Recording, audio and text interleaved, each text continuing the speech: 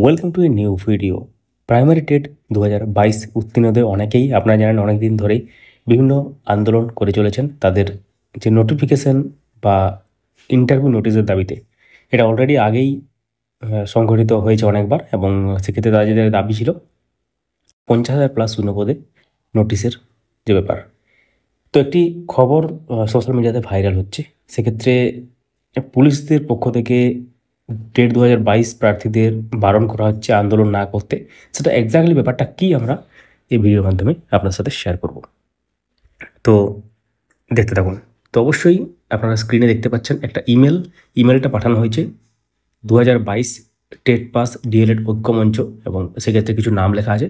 তো এটা পাঠানো হয়েছে ইন্সপেক্টর ইনচার্জ অর্থাৎ থানার যে আইসি তার পক্ষ থেকে পাঠানো হয়েছে রিগার্ডিং অ্যাসেম্বলি অন 24শে সেপ্টেম্বর 2025। এটা পুরনো একটা ডেটে, কারণ এই ইমেলটা পাঠানো হয়েছিল 23 তারিখে। দেখতে পাচ্ছেন ইমেলে, যদি আপনারা ডেটটা দেখতে পান, এখানে দেখতে পাচ্ছেন 23শে সেপ্টেম্বর টিউসডে 7:48 PM।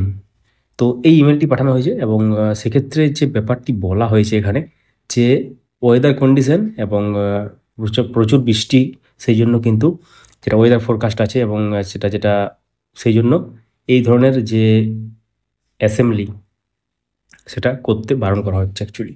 তো we have learn from various sources and social media platform that your organization is planning to assemble before APC Bhavan and gather in large number to protest and agitate.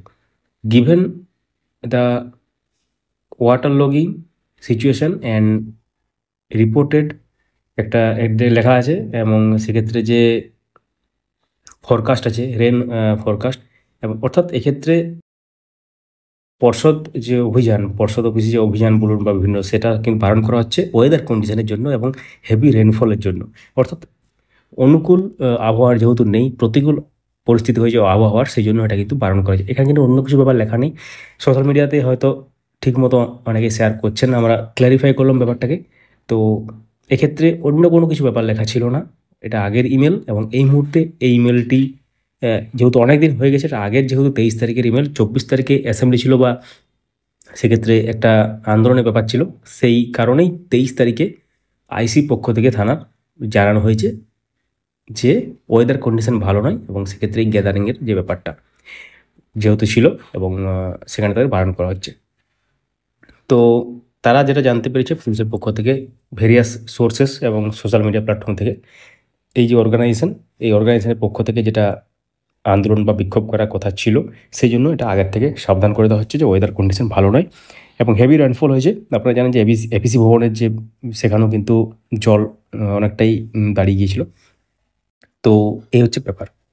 সঙ্গে থাকুন, অবশ্যই চ্যানেলটিকে subscribe করে পরবর্তী আপডেটগুলো পেতে, তাহলে কোনো অসুবিধা হবে না। যারা ফেসবুক থেকে দেখছেন পেজটিকে ফলো করে রাখুন। ধন্যবাদ।